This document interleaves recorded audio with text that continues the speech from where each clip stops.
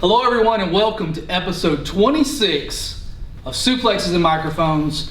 I'm Joe. That's Nate. Bro, I'm not Nate. We've been over this. My fault.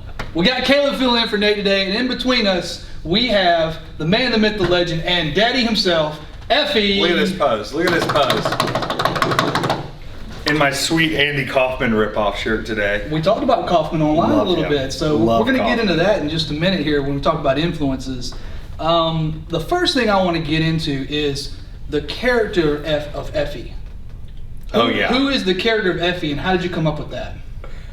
So when I was starting out, I knew, like, my dreams were real small starting out, right? I was just, like, my first dream was, like, I just want to run the ropes. Got that one out of the way pretty fast. Then my second dream was, like, I'm going to wrestle at these terrible shows in the South. And I knew that I could be as heel as possible if I was just a full-on queer, mean, Southern piece of crap. So I'm thinking, my grandparents are both pastors and ministers, right? This is the lineage I come from. And I know that we can use something biblical against the Bible Belt and get some heat off of it. So the name Effy was originally Ephraim, which is biblically means bearing much fruit, right? I was just looking up gay Bible names. Wow. And I used to have a last name, but then I took that off. But the character itself has become, as Stone Cold says, it's me to 11. I'm shady. I talk a lot of crap. I'm wild. I'm too flamboyant. I'm controversial. I can't keep my mouth shut. I don't take anything that seriously, but I like to put up a fight. So as time has progressed, it started as like, okay, let me become this character too. I showed up yesterday at the Southern Honor Show and I was in khakis and a polo. Somebody was like, you look weird in that. I was like, brother, this is the true kayfabe.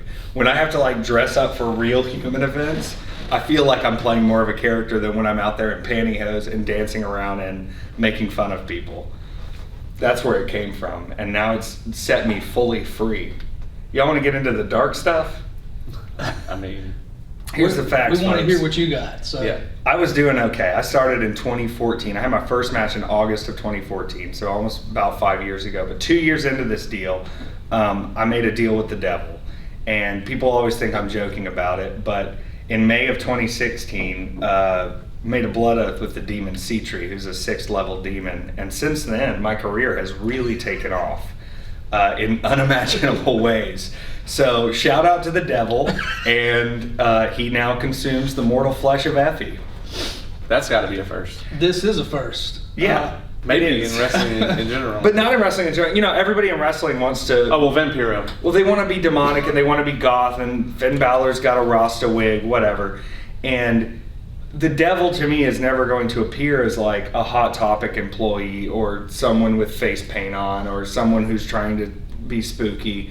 The devil is going to appear to you as the most exciting, fun, interesting, handsome, beautiful, weird, makes you feel things character in your life who's telling you to just buy it and just do it and just love who you want and do whatever you want. And I love that aspect of the whole Satanism movement, to where I don't have to come out as this dark, brooding figure, but I can still sort of hallmark what the plans the devil has for this earth are. And we can get into interdimensional Anunnaki politics and hologram people and the lizards, but it's easier to view it through the eyes of something simple like the Bible and the devil, because that's easier for people to understand than trying to give them a 3,000-year-old lesson on how interdimensional travel has actually created the reality we see.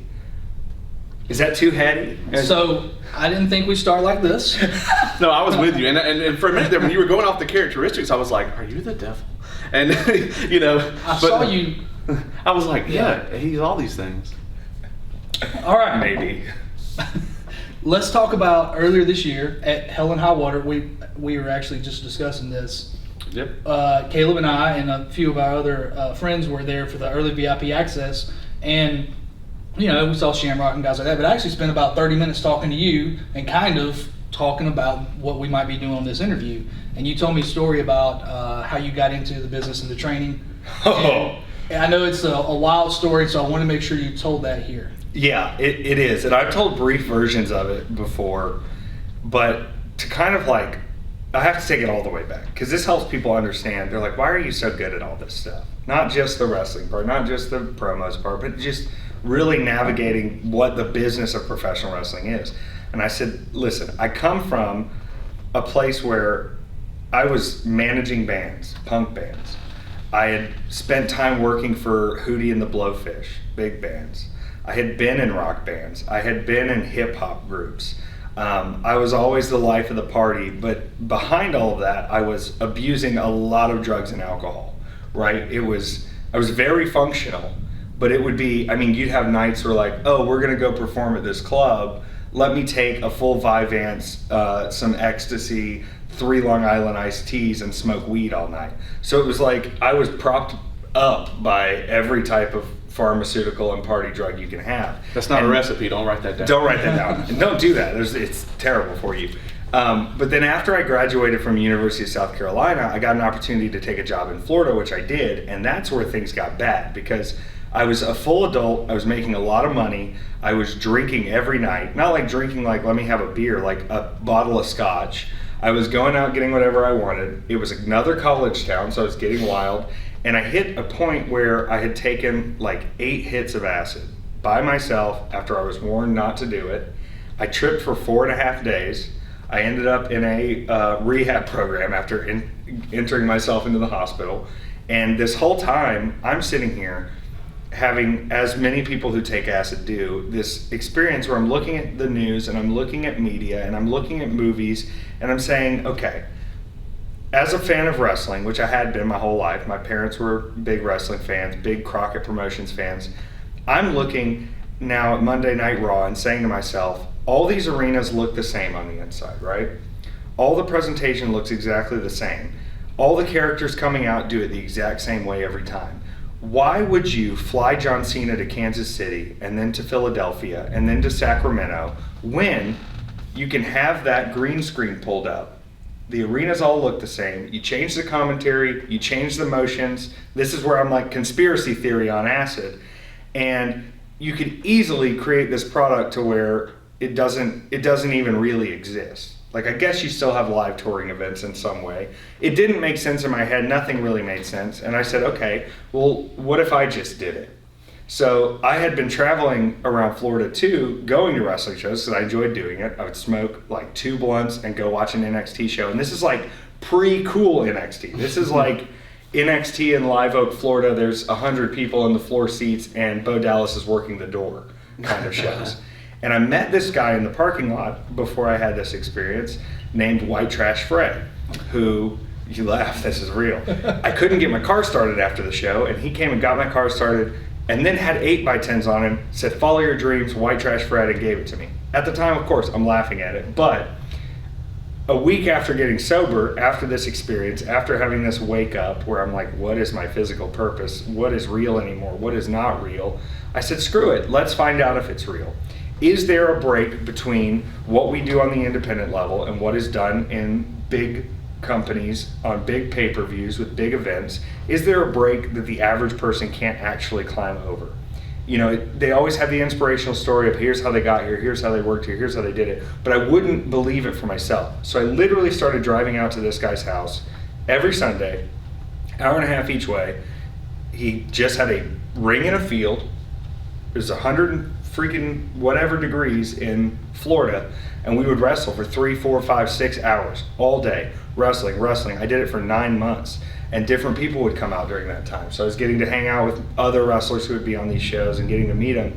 And I got to a certain point and I was like, I think I've learned what I can here. So I literally just started lying to get on shows. And like the Florida scene, Georgia's a little different, but the Florida scene is like, everyone came from this particular school or this particular school or this particular school. They follow the exact direct path they're supposed to take. So when I start lying and showing up on these shows, these people already have a history with each other. They've all trained with each other. They all know each other. I sort of appeared out of nowhere.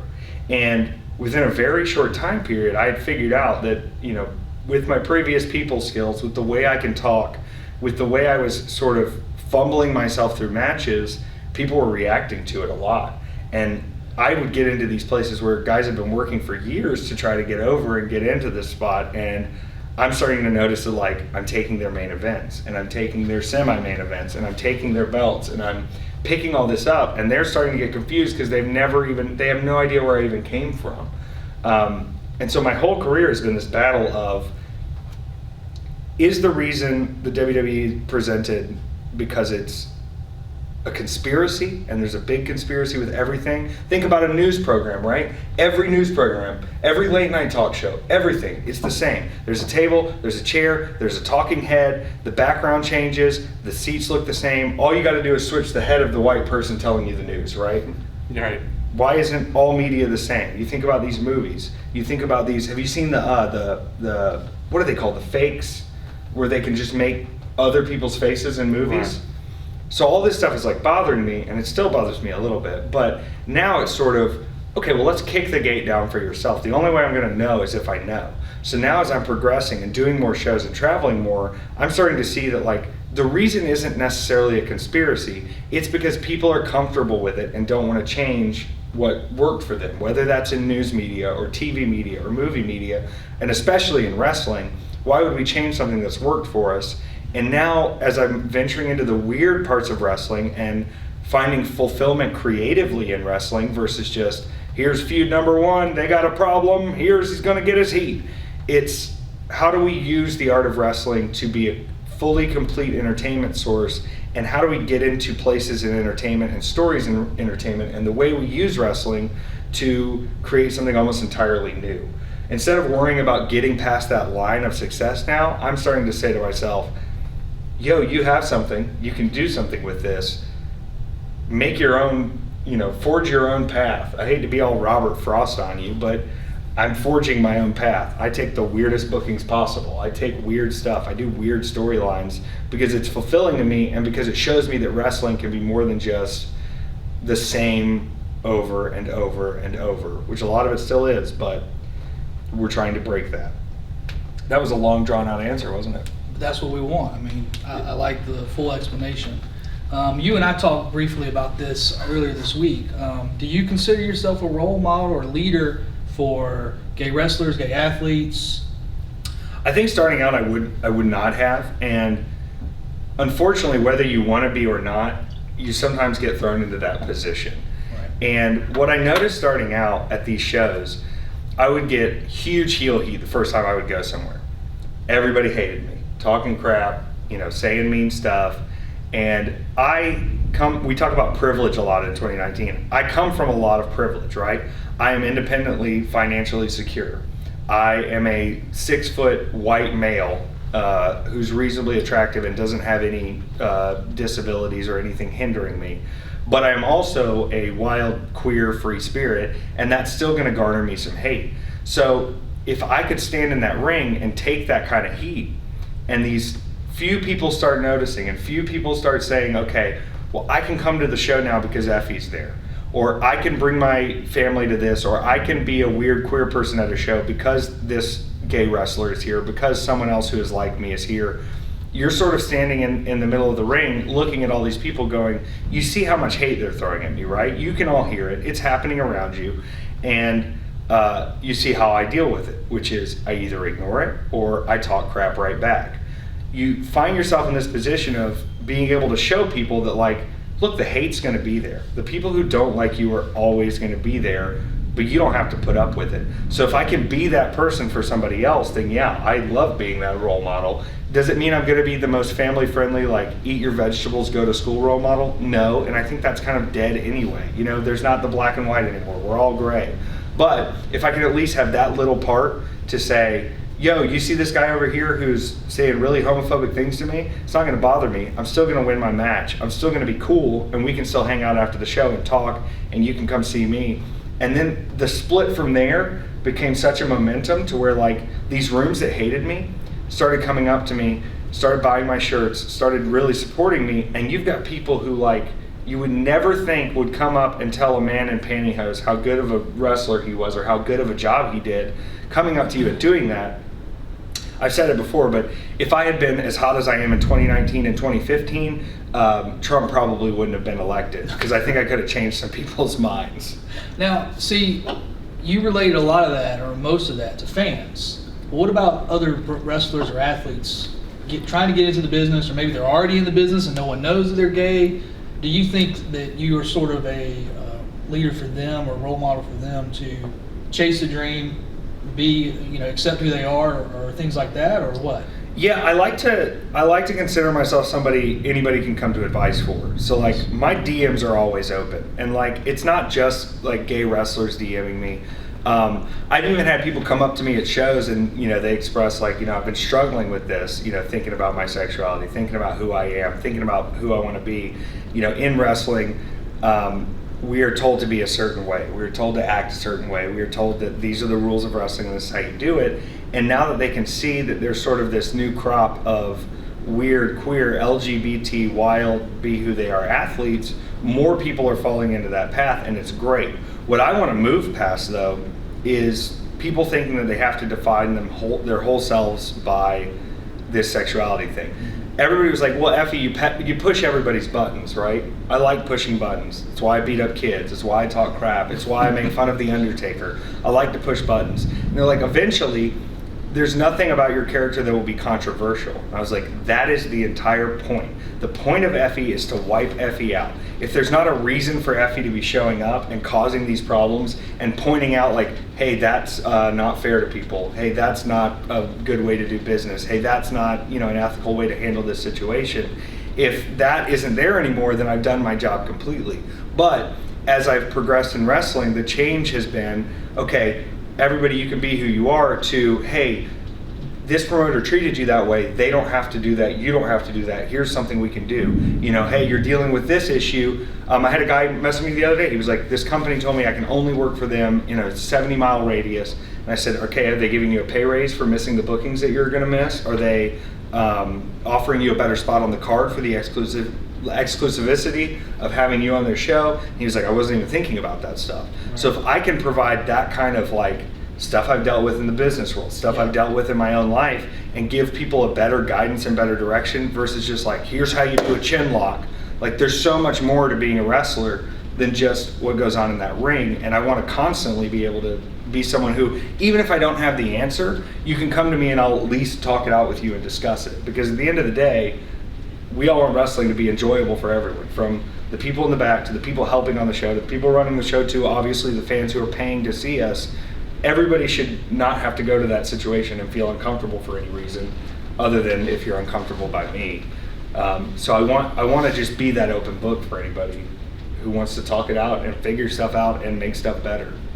You see a lot of that in the wrestling business, actually, with it's the wrestling business and people get into it and they're focused on wrestling, but then there's that business aspect too, and a lot of people, it's become very common lately, I think, on the indies, of being roped into like these contracts and situations that are bad for them and bad for their trajectory. Yeah, and we've grown up thinking that like once you sign the contract, you've made it. Right. But I went in some heavy language last night talking to, do you guys know Jeffrey Show? Yeah. He'll probably be here tonight. He could use our show. What we were kind of talking about was like, if you have to sign your name on a legally binding contract and it doesn't cover everything you're doing in your life, there's no reason to do it. I mean, there's guys still on Ring of Honor contracts or still traveling with Ring of Honor who have day jobs during the week. Yep. Right? They're supposed to be the number 2, number 3 country in the world right now, or company in the world right now.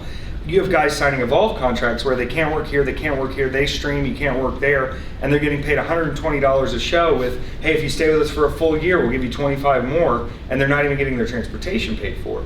We have to kind of guide guys to say, look, there's other ways in wrestling to make this money. And second to that, we have to get rid of this idea that we're all competition to each other, right? Everybody thinks, okay, here's the pie. If you get this piece and he gets this piece, I've only got this piece left. Stop. I complimented someone the other day in wrestling, a fellow wrestler. He had lost a bunch of weight. He looked really good. And I said, dude, your transformation has been incredible.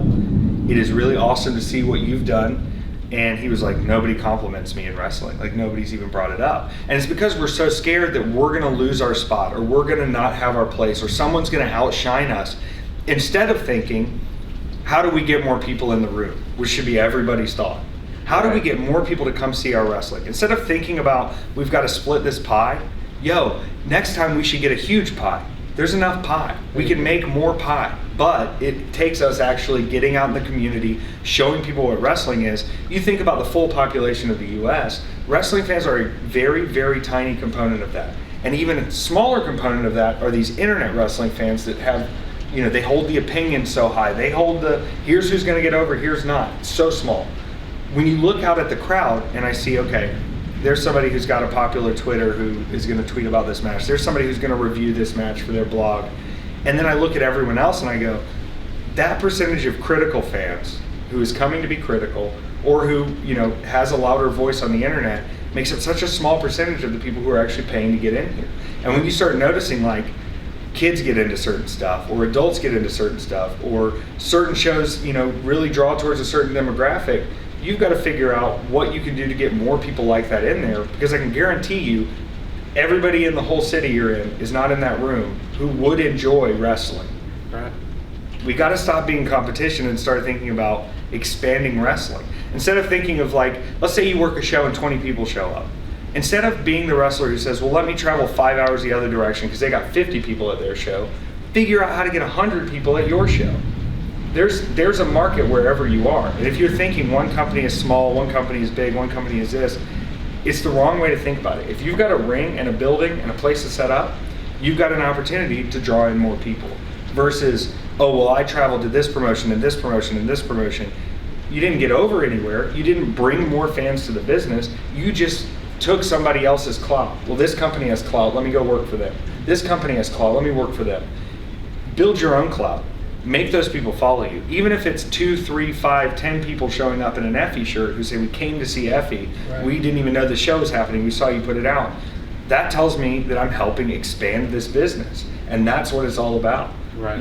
There's no reason any company in the US that's running properly can't draw more people than they're drawing now if they put the effort in. But we've got this culture in wrestling right now of thinking that like promoting is just, let me share this Facebook flyer to the same people on the show. Oh, well, the flyer got 100 likes.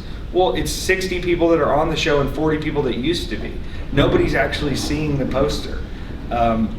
We've got to figure out a better way. And like the companies that are going on the ground and going and talking to people and going and I went to a show recently that brought in 3 buses full of senior citizens and I'm trying to put it correctly, but like special needs kids.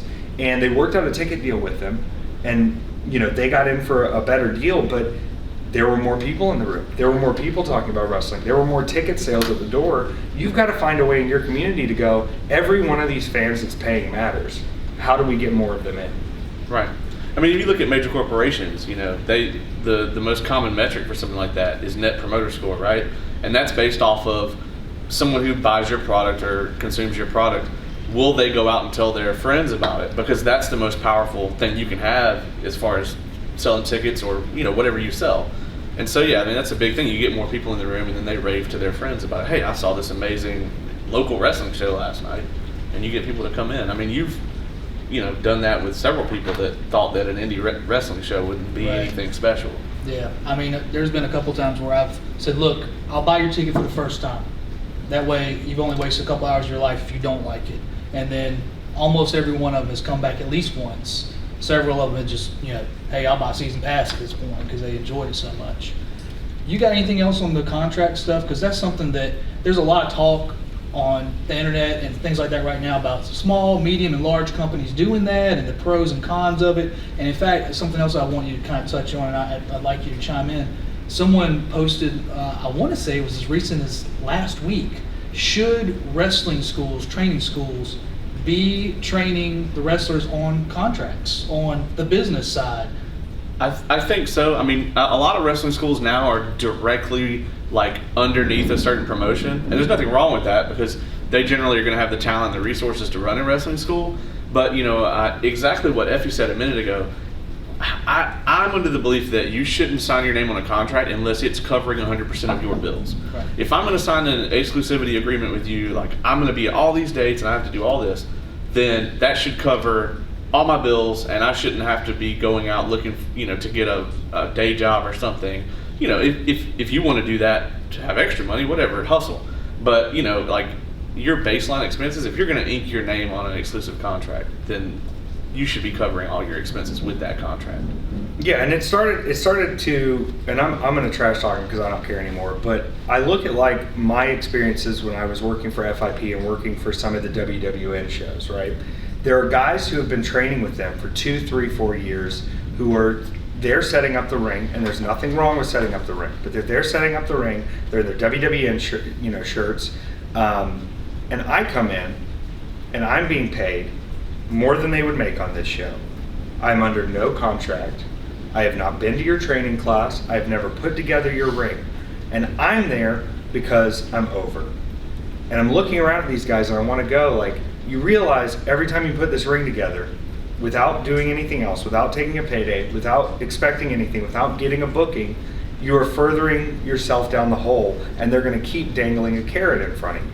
And you go, well, hey, it's going to be your time soon. It'll be your time soon. And the Evolve program always wants to look at, like, well, look at these stars we've made. Look at Gargano, who came through. Look at Chris Hero, who came through. Look at Matt Riddle, who came through. Drew Gulak, who came through. But if you really look at it, they were also doing a bunch of other stuff at the time. Right. They were in PWG. They were traveling to Indies. They were doing IWA Mid-South shows. They were doing shows all over. You can't say that these stars who have come out of this Evolve program is because of Evolve or because of WWN.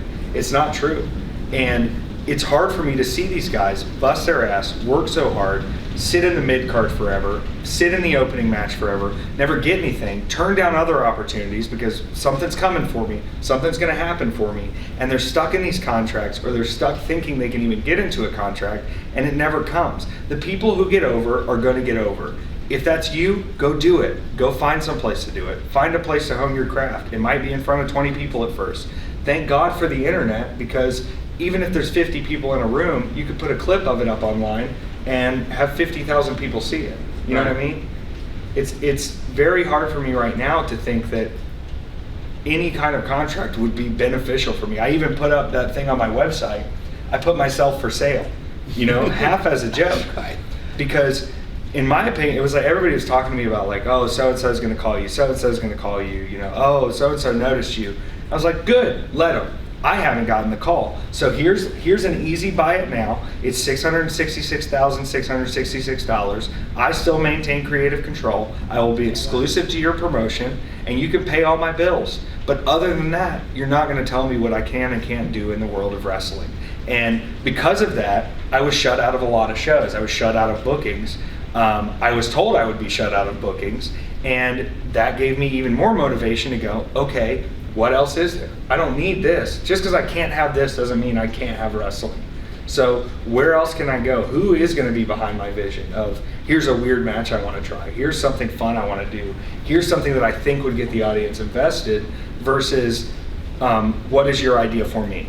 Because I've got a pretty good idea for me, and I don't necessarily always think anybody else does. Right. I will always listen, but to be stuck in a position where I'm being told what moves I'm going to do, I'm being told exactly what's going to happen, I'm being told all of this stuff of how I am. Here's who you are, you can be this. It's not going to work for me, because as much as money is an important factor, having the freedom to express yourself in the art is even better, Right. Maybe one day they can pay me and drown my voice out and I'll just take the deal. But right now I'm too hungry for what I'm seeing in wrestling and what's next in wrestling. And I've had that for years, where I'm like, okay, here's this cool new thing. Here's another new thing. Here's something that's really working. I get the excitement from being able to cut these promos on my own, from being able to come to promoters with ideas and say, here's something that could work. And it doesn't always work.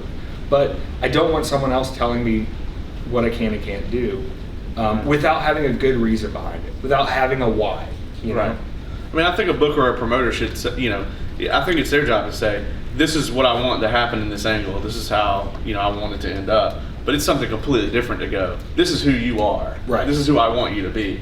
And when that happens, I mean, you can watch every single documentary on wrestling. That's never worked, ever. It's never worked out for anyone at any point in time. You brought up Stone Cold earlier. He'll tell you all day long, like, when they let me be who I wanted to be, who I was, that's when, he became the biggest draw in the history of all time. Yeah. It wasn't something manufactured. I live kind of a dual life right now.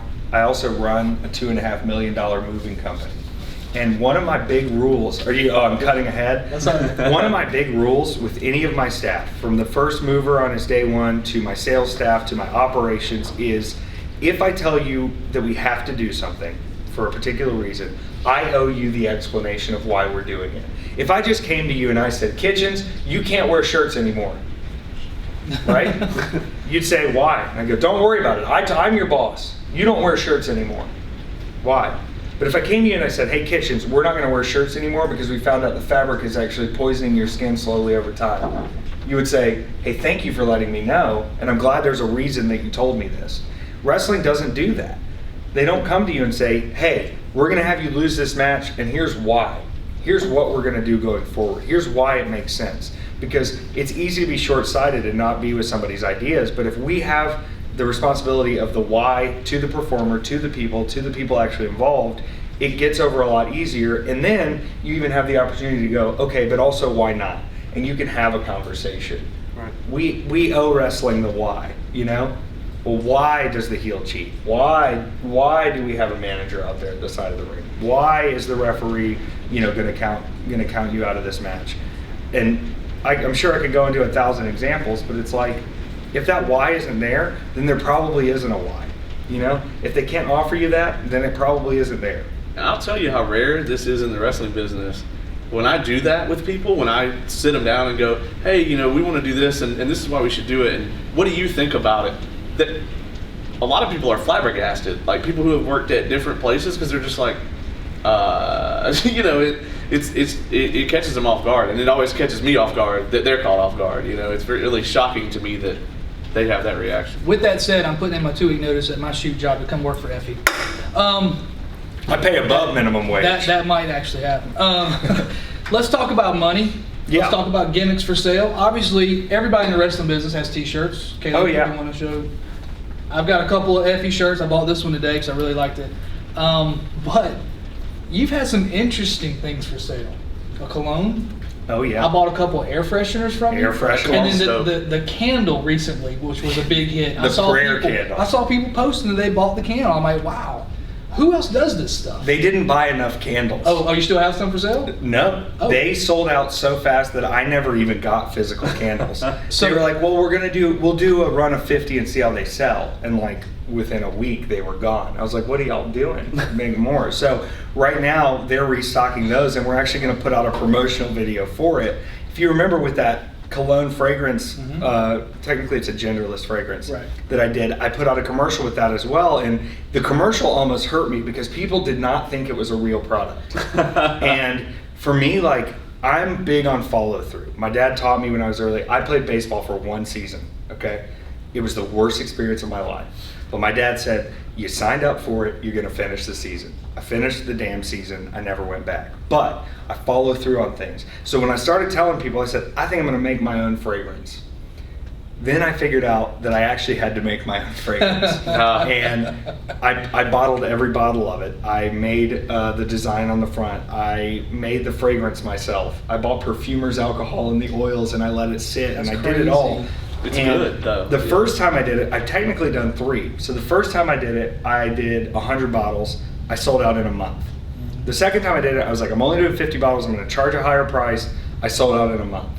Now, I can't say too much. The prototypes just got in. I had a company reach out to me, and they are producing my new fragrance. So I've gone from having to do everything on my own to being able to license myself to a company, still have creative control over what it smells like, what it looks like, how it's going to be done, and I'm just going to be paid per product on that. Same with Tara Calloway recently did a drawing of me, right? Just a little drawing. It was me as Baymax. And she said, would you care if I sold this as a print and gave money to a charity? And I said, that's awesome. I didn't have to make it. I didn't have to do it. I didn't have to sell it. I didn't have to ship it. And somebody gets money at a charity. It's helping someone out. I've been able to turn, okay, it's just wrestling merch. We got a shirt. We got this, into being able to license my likeness out to help other people or to help myself, and that's crazy. And that's another thing that guys come to me on advice for. I am all about the bottom line. Like when I'm talking to guys about their shirts, the first thing I'm asking is, what are you paying per unit? What are you charging? How are you coming out on this? And you start to find out some of these guys are getting taken advantage of. Where they're paying, they go, well, I paid $10 a shirt. And I go, why? And they go, well, I wanted the 4-color shirt and I wanted this shirt. I go, what are you selling it for? 20. Okay, it's fine. You made $10. If you went with a 2-color print, you could cut $2 or $3 per shirt off. I'm not telling you to make worse merch, but if you historically look at t-shirts that have sold well, they don't always have 100 colors on them. This one, I went with a red shirt. It is yellow and white. That's the only print. Black shirt, pink and white. And these still have depth. They still, in my mind, tell a story. Like there's stories to these shirts. But I get them at a decent price. I get to make money on them. And it's the way I make a lot of my money now. You know, if I go in and wrestle somewhere, I might only make a certain amount of money. But the merch table is going to grant me even more money. The best merch I ever did was at Southern Underground Pro. I lost a match, and they said, you're right after intermission, you can do whatever you want. Or right before intermission, do whatever you want. So I took the microphone and I said, come take pictures with my body. Just stuff money down my trunks. And I laid in that ring, and people got into the ring and stuffed money down my trunks and took pictures of me. And the profit margin on that is 100%. Right? And you think about wrestling, and like, one thing I sound really shady about it, but I call it Make-A-Wish merch, which is, you see a wrestler, you like the wrestler, you want to support the wrestler. You go look at the wrestler's shirts, and they all suck. I wouldn't wear it. I wouldn't want to wear it. The shirt fits are terrible. The printing is terrible. But they're still buying your shirt because they want to support you. Right. That only goes on so long. Same with the moving business. People move about 7 times in their life if you average it out. I don't want just the first move. I want every move you're ever going to do. When people come to me to buy merch, I don't want them to just buy one shirt. I want them to see shirts that are quality, that they would actually want to wear, or items they could actually use, like the fragrance, and aren't feeling like, well, I wanted to support Effy, but I didn't really want that shirt, but I gave him the $20 anyway. I never want that feeling. And because of that, there's an expectation in my merchandise that's better, and people know I'm going to put out good merchandise, so they always come back for more. You've got to put out something that people actually want, people actually use. Right. Air fresheners are great, though. Great. And I have probably both done it, like the Make-A-Wish merch that you. Oh, everybody's done it. absolutely. Yeah, Everybody's bought some merch they didn't actually want. Yeah, it's I like this guy. I don't have one of his shirts. Let me buy one. But you only buy one. You don't come back for more shirts from that guy. Unless they look better. Right. Yeah. Y'all want the tee? Go look in the back of my trunk right now, the trunk of my car. I don't mind trading shirts with guys, right? But God, y'all, I'm never gonna wear these shirts. Just work out a deal with me. I have so many horrendous wrestling shirts that are just in the trunk of my car because people want to trade and get a shirt, and that's fine. I support wrestlers. We work too hard not to support each other. But I'm never gonna wear the shirt. I'm not gonna do it. Make better shirts. With that said, I want to talk about iconic items that are associated with wrestlers. One of the first things that came to mind for me was Triple H with the sledgehammer. But prior to that, Hacksaw Jim Duggan and the 2x4. Everybody knows that's. Oh! Right. Everybody knows that's Hacksaw Jim Duggan. Yours is sitting right here on this chair. And the funny thing is about this, there's actually more than one jacket. There's more than one jacket. And I want you to explain that, explain why. And I've seen quite a few people say that they would do really awful things to get this jacket. So, make sure you keep it secured. The guy who made the jacket said he would do awful things to come live with me. He tried to get me to sign his visa to come live with me and make me jackets. Wow. This was before I actually got the jacket. I had paid him money to do the jacket. The guy's in Pakistan. And he was like, can you sponsor me to the country? And I was like, let me get the jacket first. And then I got the jacket. I was like, I can't sponsor you. So tell us about the jacket. So the jacket, to me, wrestling is showy, right? And I want to come out and immediately let you know that I am showy, I am purple, and I am dangerous. And the first one I ever got was pink with spikes, right? And I have 2 of those. One was stolen. The other one, I've been working on this project that I have not put into fruition in a long time, where I'm making custom lottery tickets. We're gonna auction it off that way. So somebody's going to end up getting to own that jacket. I've been lazy. I haven't made the lottery tickets. It's kind of expensive. But hopefully we can raise some money for charity that way. But to me, it's a challenge because this jacket looks cool. The jacket's going to be over. The jacket makes my 8x10s fly. Right. But the jacket comes off. Right when that match starts, I don't have a cool jacket anymore. I was cool from the moment I got in there. Now I have to raise myself to be as cool as this jacket is. I got to be as cool as my jacket in the ring. I got to have you connect as much as you did with, man, that guy's wearing a cool jacket, with what actually is happening with me in the ring. And to set that challenge for myself, I think is giving me something to work towards. Look at it. It's I hot. love it. I love it. It's fantastic. I'm just sitting here looking at like all the little details that I never got to before. There's a lot of details. I'm sure it was not Like, cheap. It at was all. not. No. This jacket alone was $500. I'm probably going to buy another one next week that's the same but bright pink. So it's definitely something people are after. Like you said, there's multiple jackets. So for a while, I had what I called my house show jacket. As I was getting flown out more and more, it was like figuring out how to get all my gear in one suitcase and one backpack was mind-boggling.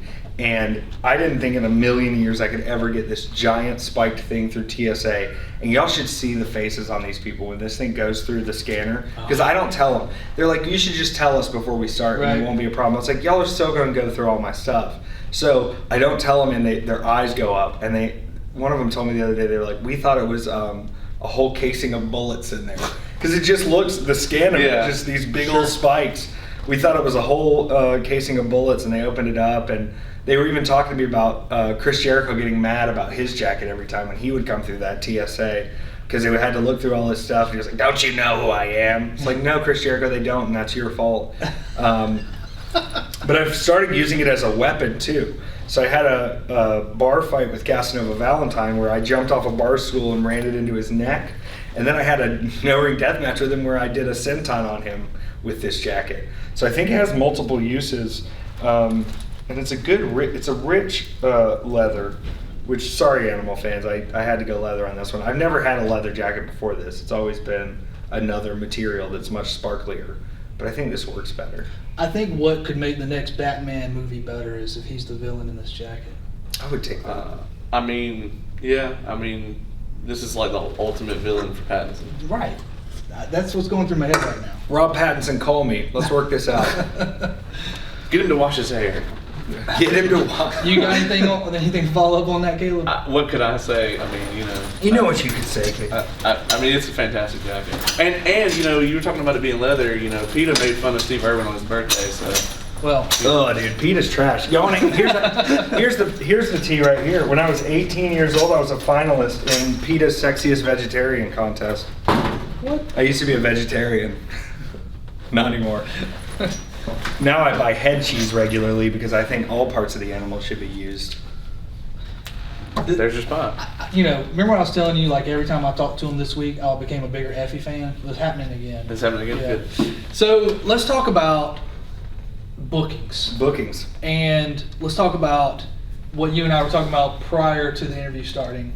That some companies, it seems like, always want to either team you with another gay character wrestler or gay wrestler, or put you against them. And I said it was like they want to see who the king of the gays for this promotion is or whatever. And I'll see that. I'll see you booked it with Jamie Senegal or Ashton Starr, and then another company wants to do it.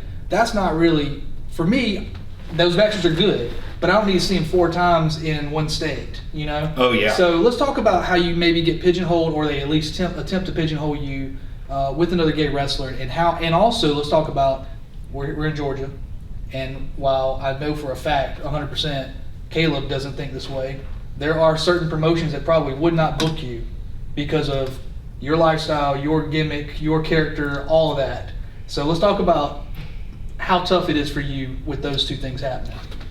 The beauty of wrestling right now is there are so many weird promotions popping up, and the concept of party wrestling in the last few years has really become a money-making thing. I look at like Party Hard in Arizona, I look at Bizarro Lucha, I look at Fest, I look at A lot of these promotions that are trying to be more, it's a wrestling show, but it's also like, it's just an atmosphere of come get drunk and party and yell and have a good time.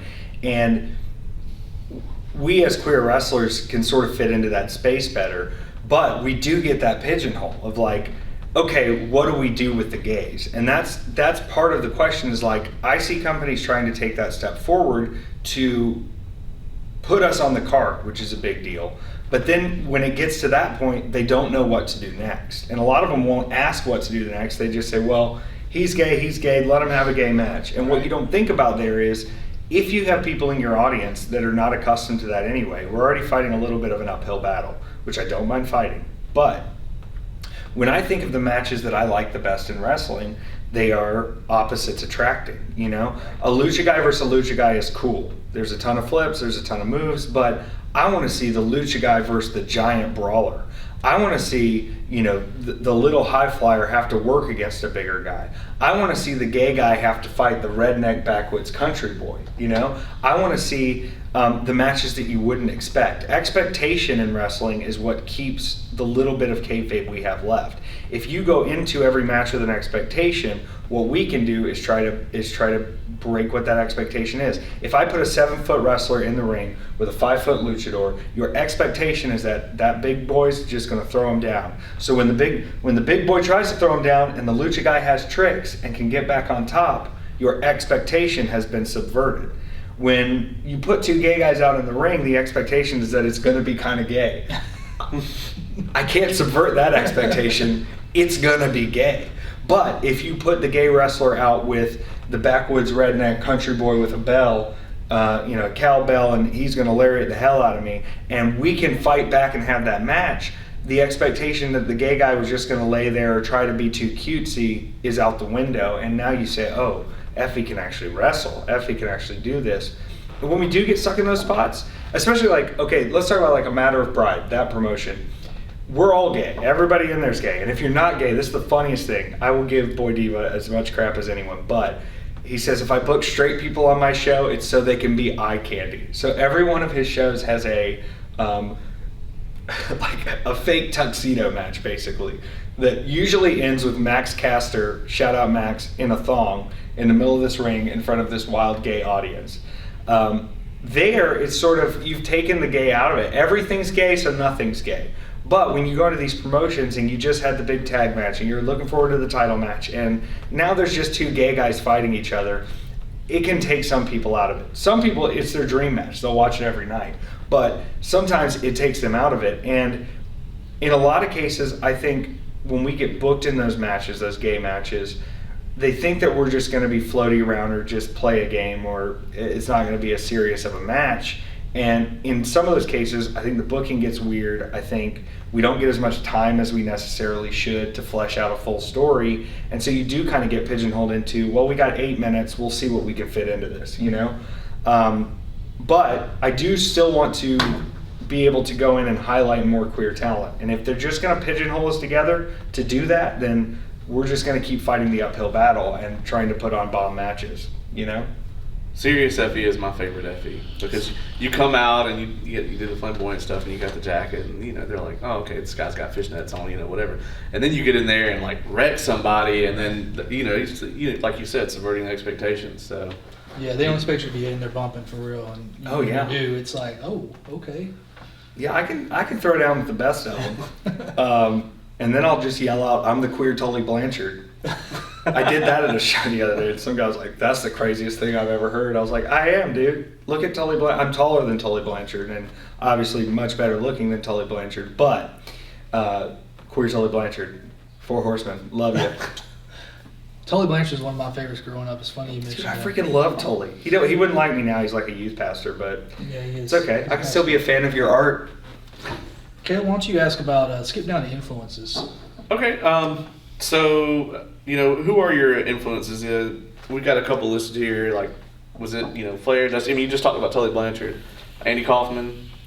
So, what I grew up with was my dad being so obsessed with Southern wrestling and the Crockett promotion stuff and the Mid-South stuff. And so it was presented to me as real always by him, whether he knew it was or not. And we would even go to, like, those like Southern indie shows sometimes. I lived on a Marine base for a few years, and they would always have good indie wrestling on the Marine base for whatever reason. And those are real like Southern shows, and that style has always stuck with me. I will always go back to like a Memphis and old school Southern style if I can. So I look at Flair and Dusty, and I look at Dusty. I told myself I had to cut a Dusty promo the other day because I was in Cecilia, Louisiana, and they wanted me as a babyface. And Cecilia, Louisiana is a very rural town.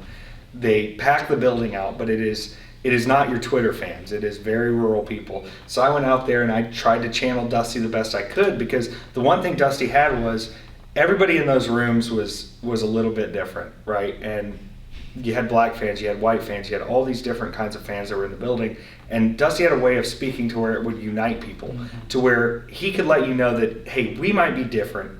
I might be fat. I might be bigger than you thought I would. But we got to get that title off Flair. We got to get Nikita Koloff on the right side of things. We got to do this together. And I went out there and I kind of gave that speech of, I know I don't look like what you expect a champion to look like. I know I don't look like somebody you would agree with outside of this building. But Serpentico can't hold that belt any longer because it's been a reign of terror, and I pinned him clean in this ring. I'm the man that can do it. You can like me after or not, but we're going to get it done tonight. We're going to take that belt off of him. And God forbid, I was a babyface that night. So I look at that experience, and then I look at somebody like Flair, who is the perfect mantra of fake it till you become it. Everybody says fake it till you make it. Somebody told me fake it till you become it.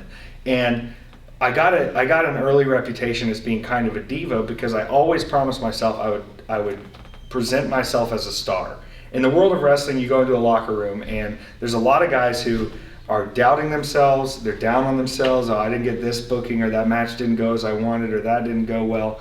And to go into a locker room and be complimentary of people, to be complimentary of yourself, to go out and have a match and say, you know what, maybe we messed something up, but I had a damn good time. The people were going crazy.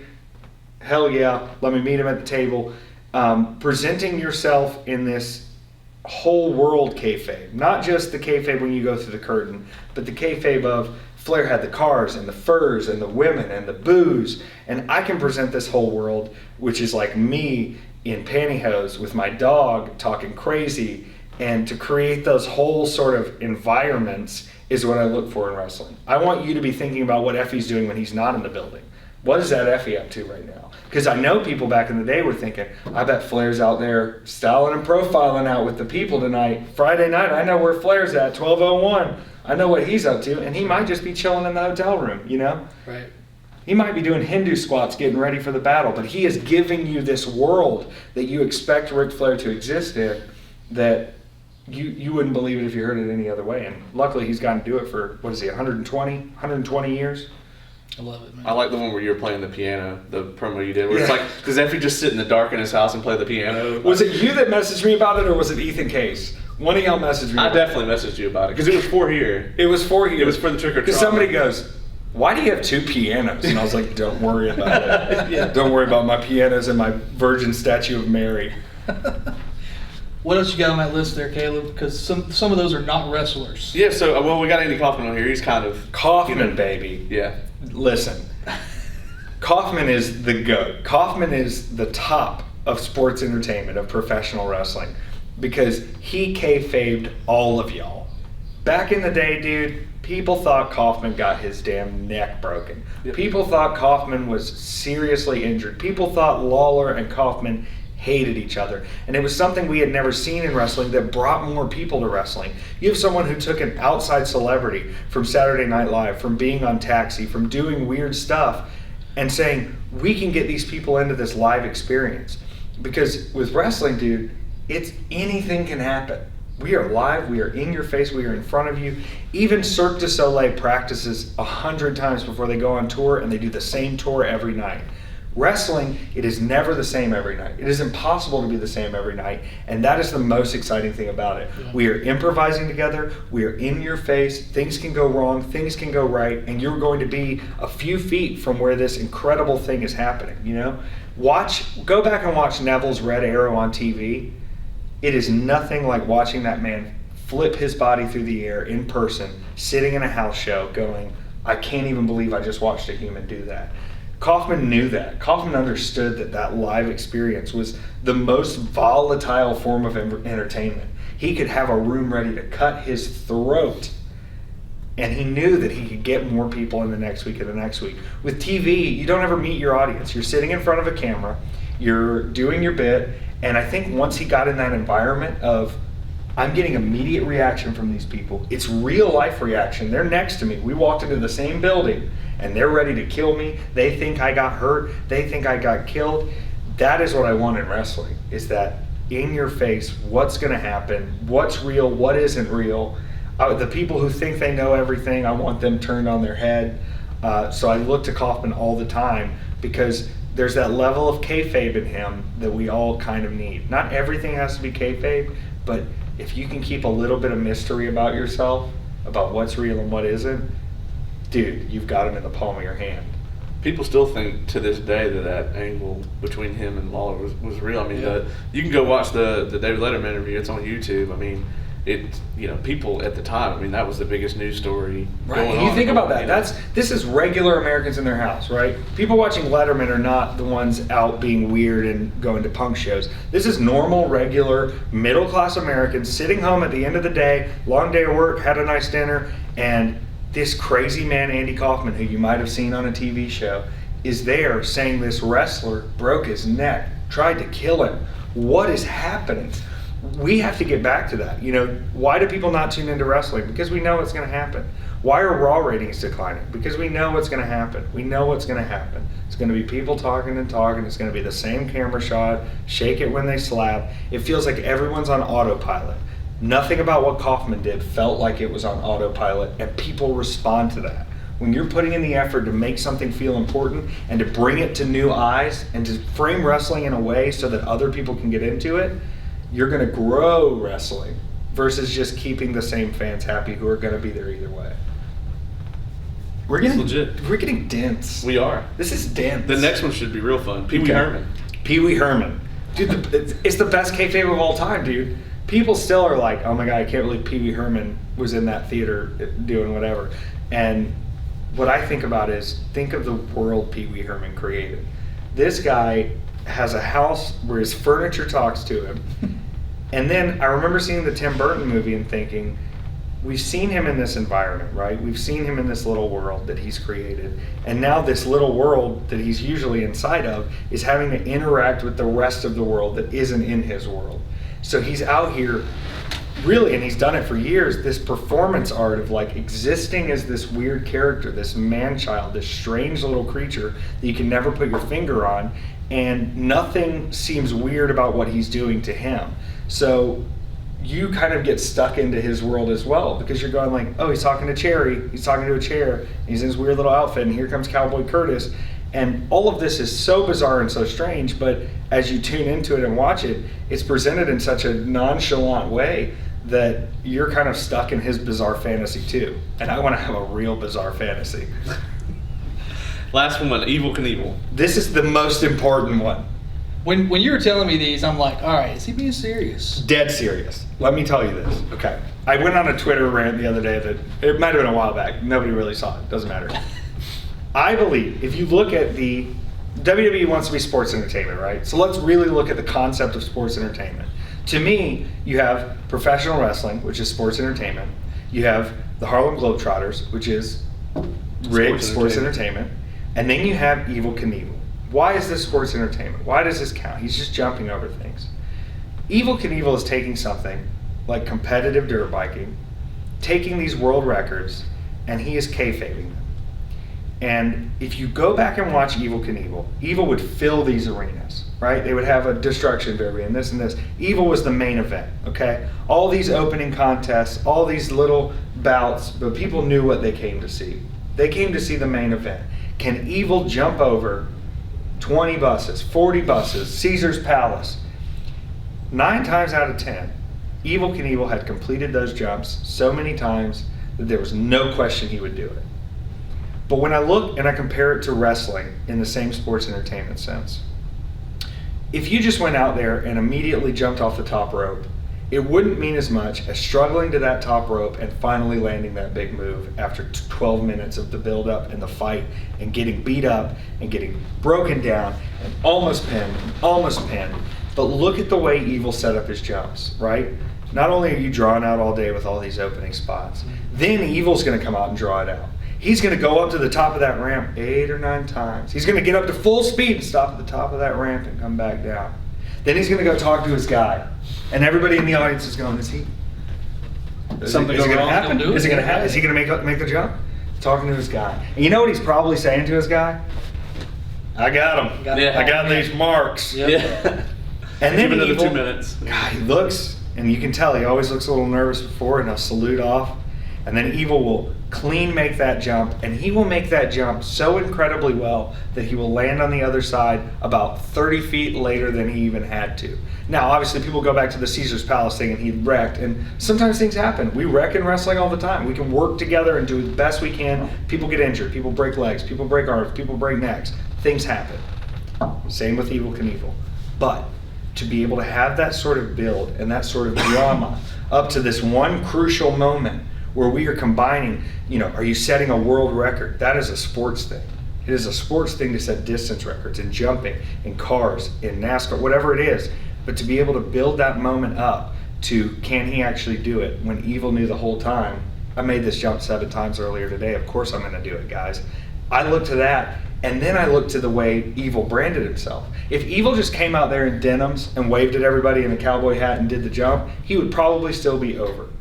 But that's not what Evil did. Evil came out in the full jumpsuit, looking like a real-life action figure. Evil made his own action figures. Evil made his own toys. Evil sold his own videos. And Evil still relied on his live crowd to bring in the main part of that money, but he was able to license himself out. I think there's even an Evel Knievel cartoon. So when I look at what the limit is in the world of wrestling, I don't think there is one, because you look at Evel Knievel, and if I would have told you could build a $100 million empire on jumping over buses, you'd say, well, that's silly. But when you think about, yeah, he's jumping over buses, but he's also bringing these people in to see it. He's selling it to TV rights people. He is putting out his own merchandise, his own shirts. Evel Knievel used to sell iron-on shirts, right? So he wouldn't even sell you the shirt. Evil didn't have time for the shirt. Evil would print the design, you would order it for $12.99 or whatever it was, and you made your own Evel Knievel shirt.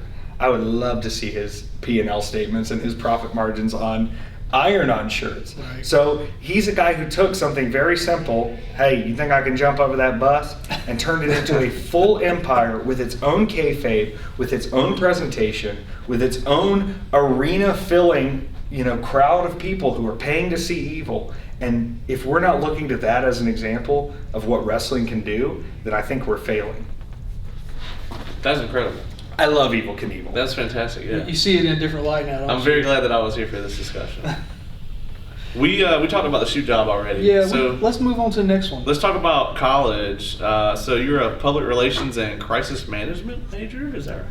That's that is correct. Interesting combination. Let me take it when up. You told me step. that. I'm looking at my phone. I'm like, dang. Yeah. So I studied at the University of South Carolina, and I originally picked public relations because I had picked the wrong major. I picked international studies because it sounded easy. It was not easy. So I changed my major immediately. I was like, I'm just going to take PR. It's like journalism light. It'll be so easy. But then I started realizing that public relations is everything. And especially focusing in that crisis communications point, I had some really good crisis communications professors. Like crisis communications, public relations, Effy, you're a controversy. Yeah, I know, because I know how to work public relations. Sometimes working public relations means just getting attention to your product. And I can get some attention to the product. Shout out to Izzy. What you learn and study in this public relations light is response to controversy, response to issues, response to problems is much more important than the problems themselves. When we run into problems, when things go wrong, when things are bad, how do we respond to them? How does a company respond to somebody dying on the job? How does a company respond to one of their buildings burning down? How do we change the image of our company? How we are perceived by the public? And using that in wrestling has been so important because I can change the way people perceive me, you know? If I want to have people perceive me as this bubbly, fun, light, exciting comedy wrestler, we can do it. If I need to come out there and be an absolute piece of crap and hurt people and be, you know, evil gay boy, I can do that as well. It's about the way you present yourself. I have never, one time, and it was just because I didn't have time, I've done one cell phone promo on a cell phone. One. Was Now- it widescreen at least? Yes. But granted, I have spent a lot of money having my videos produced. But who do people talk about promos in wrestling? Right. I could say the same words on a cell phone and they would not get half as over or half as many views or half as many shares. But when you present the product professionally, people treat you professionally. Companies treat you professionally because you're taking the investment into yourself to present this thing. The beauty of filming videos with a backdrop is it could be anywhere, right? That backdrop could be just in the middle of your living room and nobody's going to know because you're presenting something exactly to them as they see it. You are choosing your own framing, you're choosing what you get to see, you're choosing how it is presented in the video format. I think the public relations thing, I think back to a story where I was sitting in a class. We had to come up with our own charity. And this girl gets up in front of the class, and it's a breast cancer awareness charity. And she says, our charity is called Get in the Pink. And I start laughing. And the teacher goes, Taylor, this is, whatever, that's my real name. Taylor, this is a very serious subject. This is breast cancer research and awareness. I said, I realize that, but she just called it Get in the Pink. I go, what do you mean? And this is the public relations professor I'm talking to. I said, I've only ever heard that term used for something else. And they're like, for what? And I was like, have y'all never talked to a man in this room? When you get in the pink, I'll leave it at that. The people who are even in this program couldn't understand the problem with that. Being able to be an absolute filthy, curse like a sailor, perverted mind, disgusting, think of everything in the wrong way person has made me a very strong person in public relations. Because if you're not willing to think the worst thing someone can think about something you're doing, then you're going to miss it and they're going to think it for you. You have to put things through a lens of where can this go wrong? Right. Where can this be a problem? Who is going to misinterpret this? You know? And people don't do that anymore, and I goof on them for it. You've got to be that pervert, that nasty person to say, if we do this, somebody's going to say Get in the Pink means this, and they're going to roast us. And we're trying to help breast cancer awareness. We're trying to fund breast cancer research, and we're going to get roasted because we sound like slang terms for something else that is much more sexual or whatever adult content. I like having that brain. I don't claim any religious views. Sexually, I'm a wide open book. I know it's a gay icon thing. I'm dating a man, but I've been all over the place.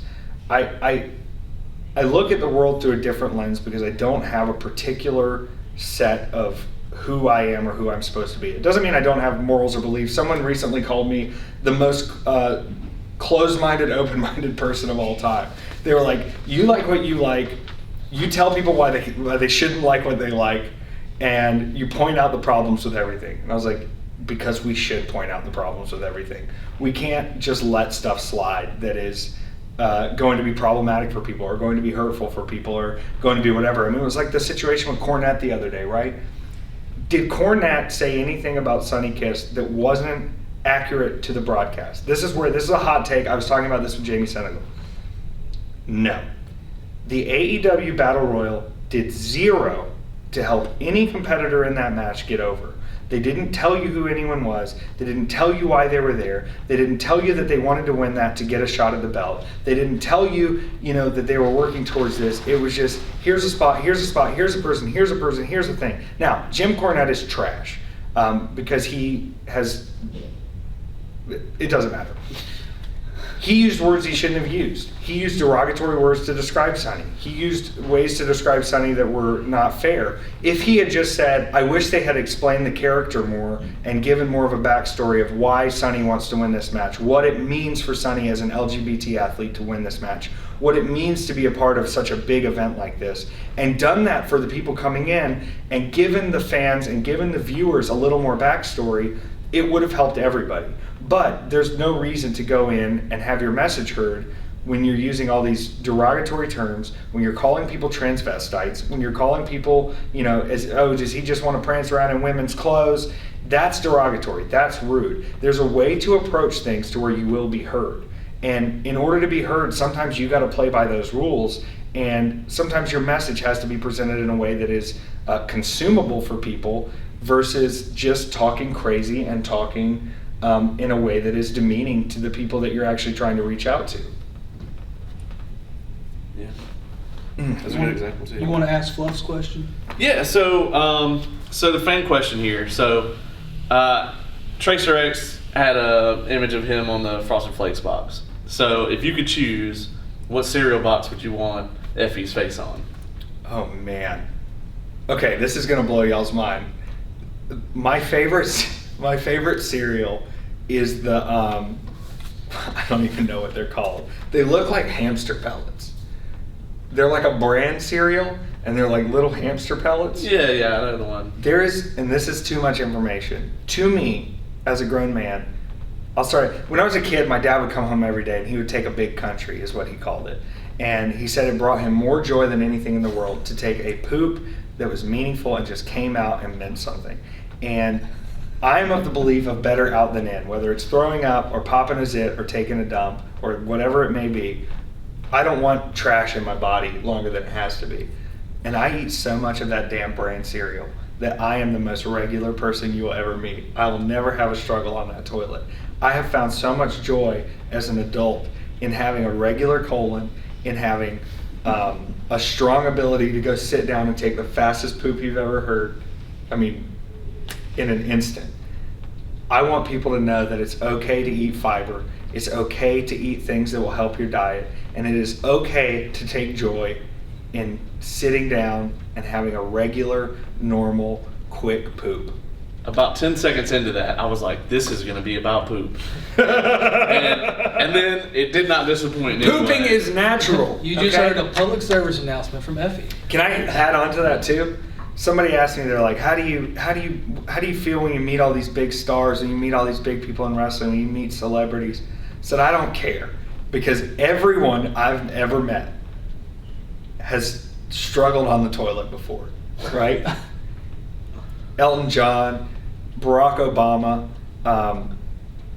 Scarlett Johansson, okay, Lindsay Lohan, everyone, John Cena, The Rock. They have all had a morning where they have woken up in the middle of the night maybe and had horrible stomach pains, terrible poop, diarrhea, and they have had to be bowed down by Mother Nature.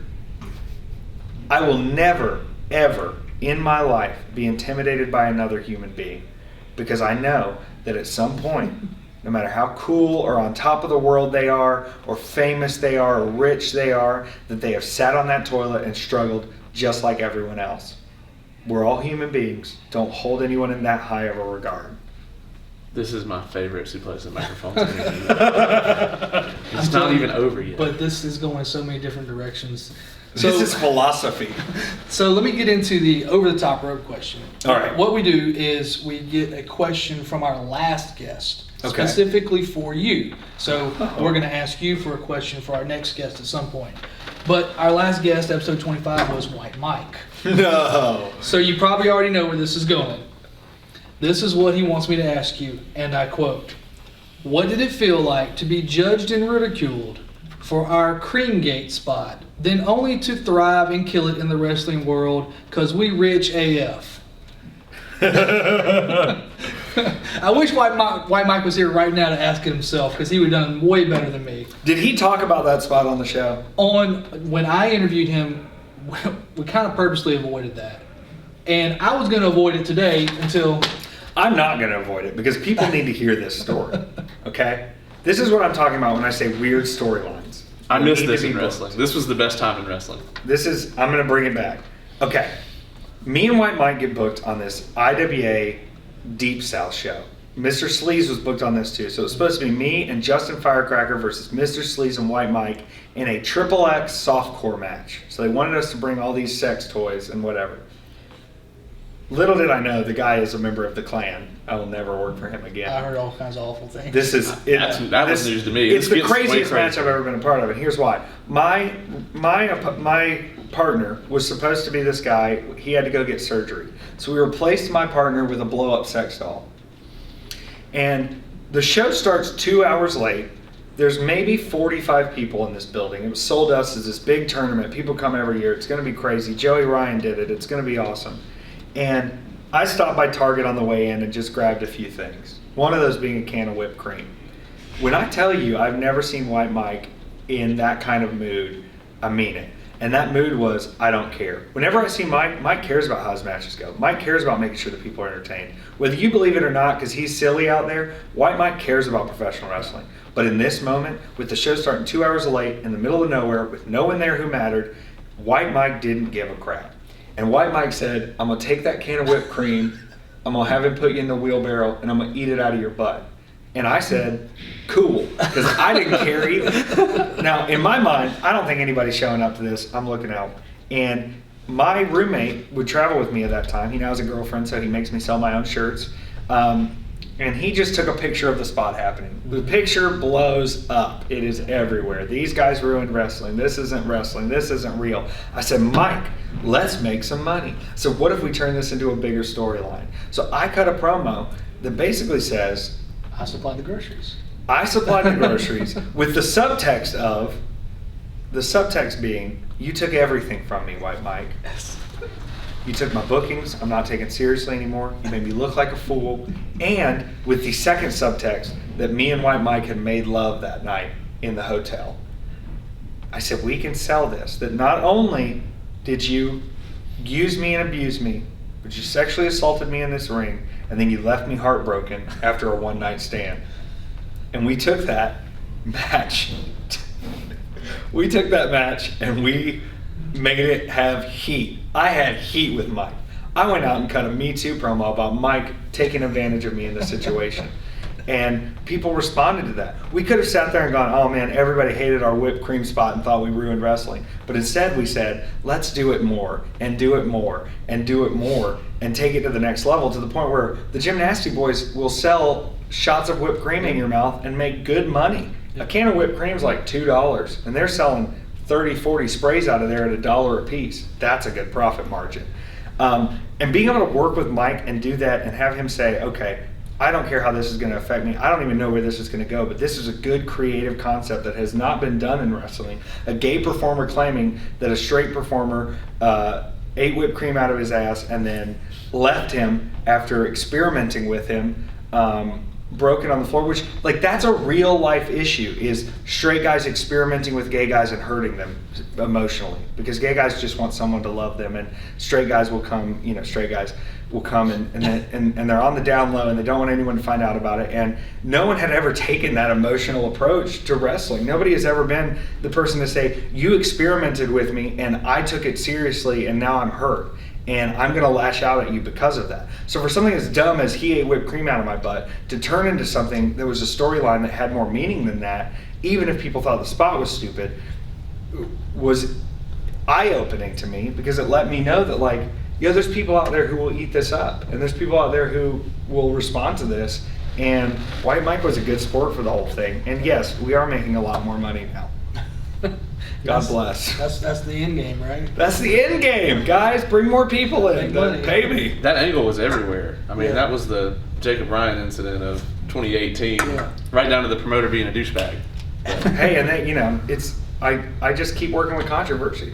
Yeah. I thought that was controversial, and then I choke slammed that little girl. And I left that off of here too. But if you recall, a few months ago, me and my son were at a show that it didn't draw very well. But you came out and I said, hey, Effy, wrestle my son.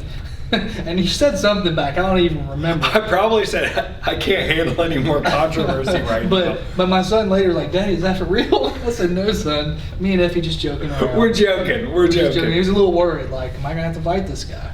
You might have to. I got beat by an 11-year-old girl, so It was great. kayfabe's real, baby. It was fantastic. Yeah, what everybody say, exposing the business. And Exposing the business, ruining the business. Lance Stone called me an idiot. Here's the thing that people didn't understand. That's the only thing I care about. Everybody said her head slammed the mat. Watch the video. The girl has a big ponytail on the back because she's emulating Bailey, who has a big ponytail on the back. That ponytail was vibrating. And if she was hurt at all in the incident, which I followed her all the way up, I followed her all the way down, I went to my knees, I was as safe as possible. If she was so hurt in that incident, if everyone's so concerned about how her body is affected, then she shouldn't have no-sold me in the corner after kicking out at 2.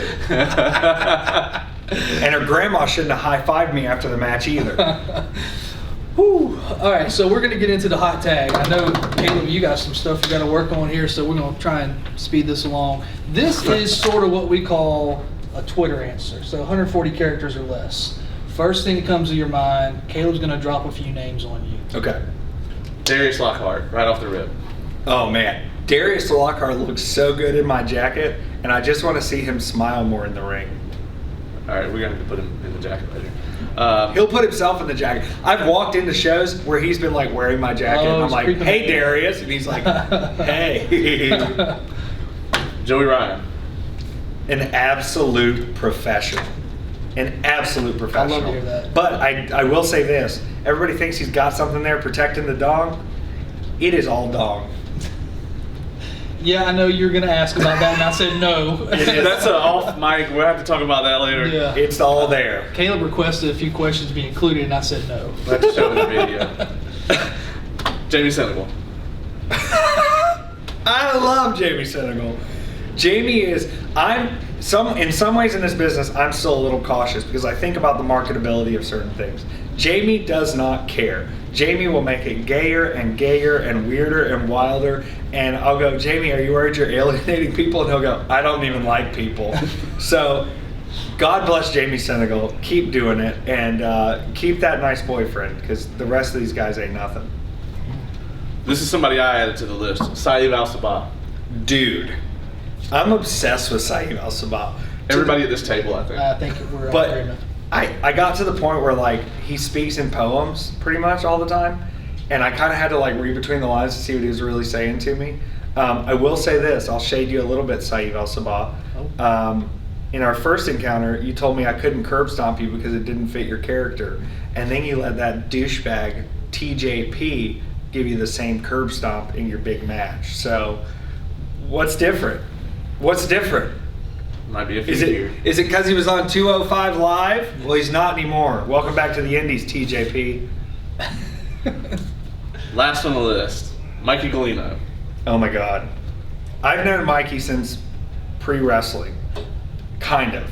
Me and Mikey would run into each other a little bit. But then we connected, and it's so wonderful to have someone who comes from that punk world of music that I kind of knew beforehand, and to see them everywhere I'm going. Not like I run into Mikey and I'm like, Mikey, we're in New Jersey right now. This is weird, right? Or like Mikey, we're in Tennessee. This is weird, right? Like we're able to travel around and be a part of this wild circus and still be friends, real friends, who just get to entertain people and have such a good time.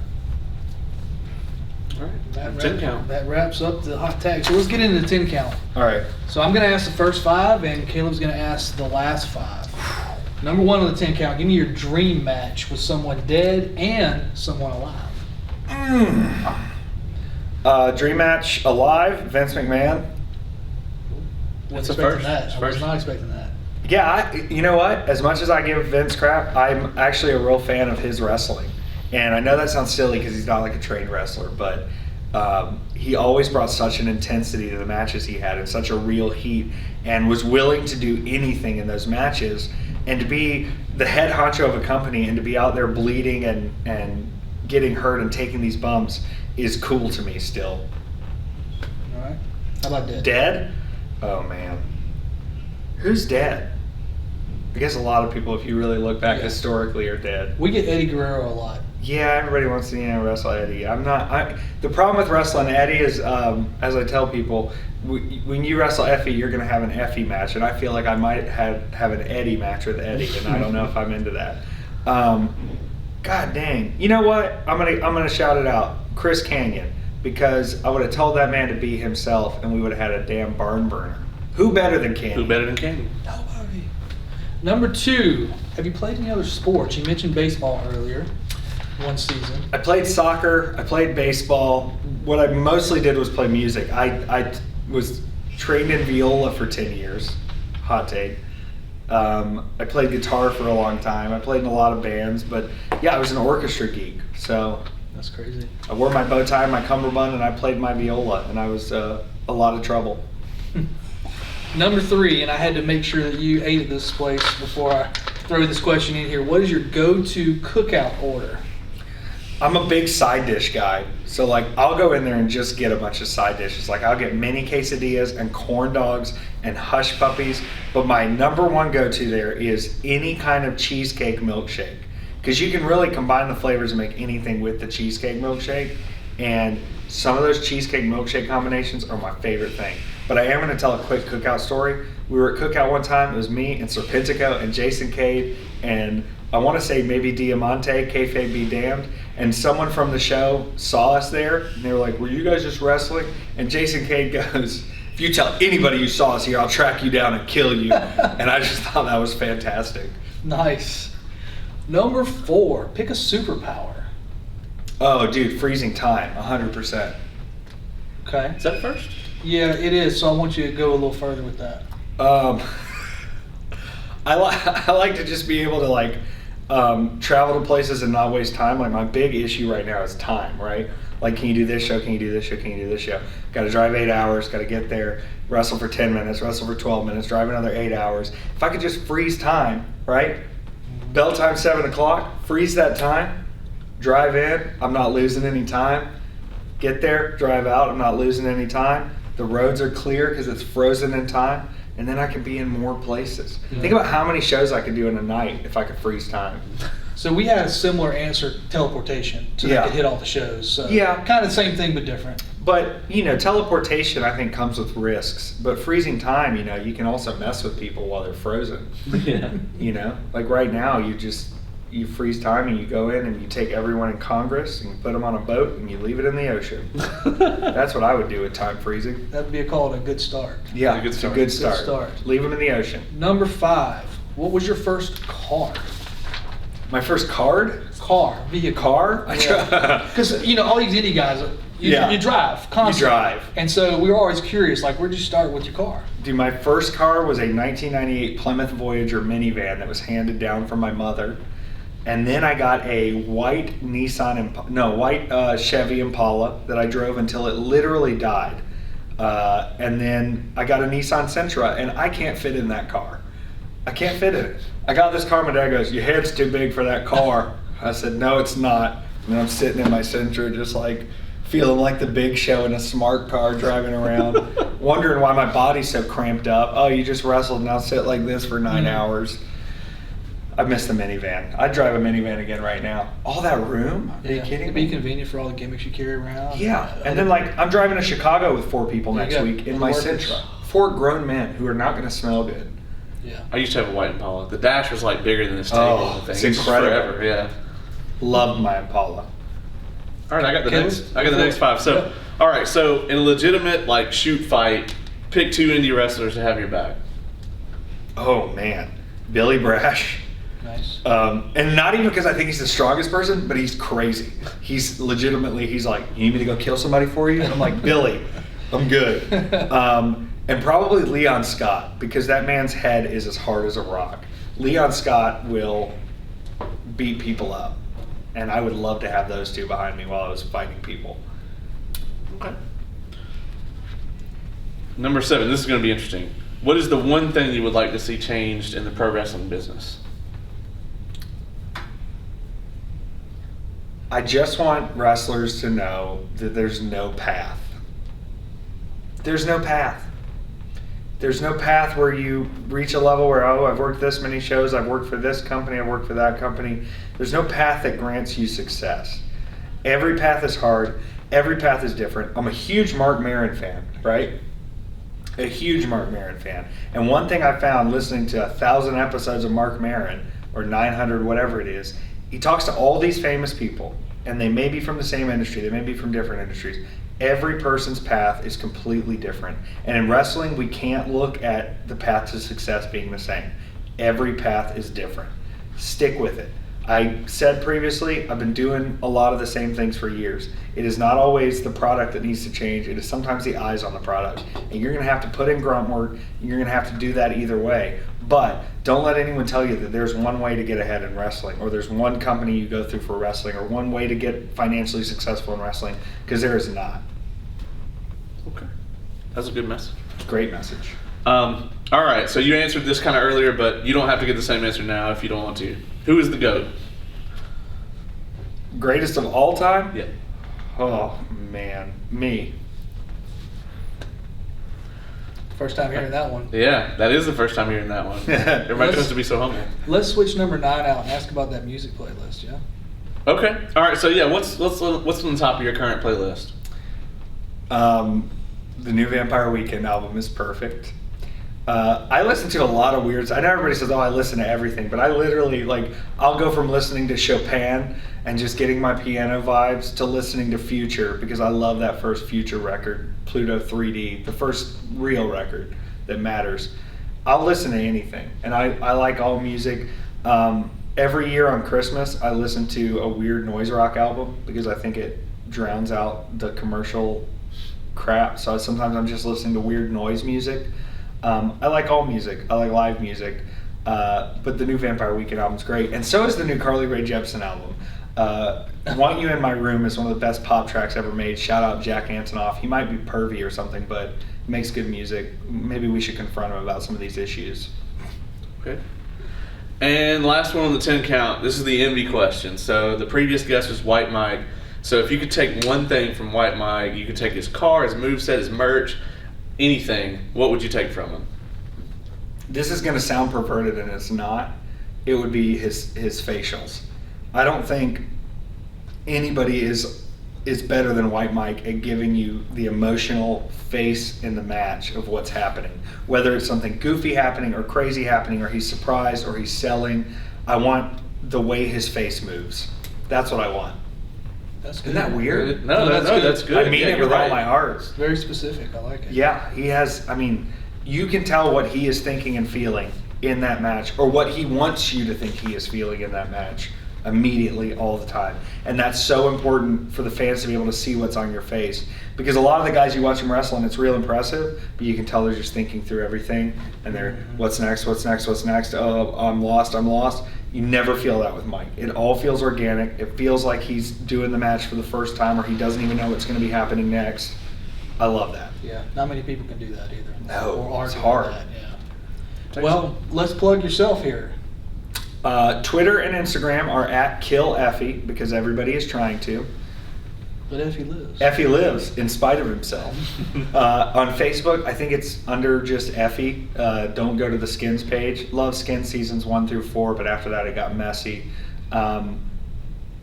Where else am I? Oh, my website. So I have 2 different websites.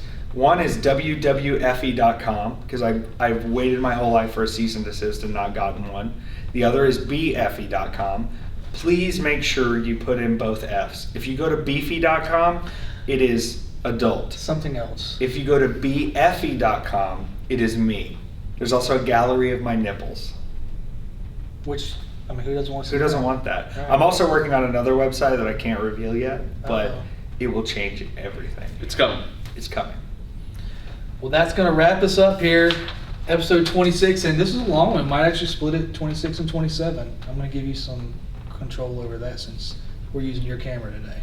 Man. And you can find us at Suplexes Mics on almost all forms of social media, Instagram, Twitter, Facebook. And of course, all of our videos are uploaded to YouTube. Everything's always free. So go check it out. Free. And book this man. Buy this man's merch. Give this man a hug. Go Please see him. give me a hug. Go see him. I'm really good at hugs. Love hugs. Thanks, guys.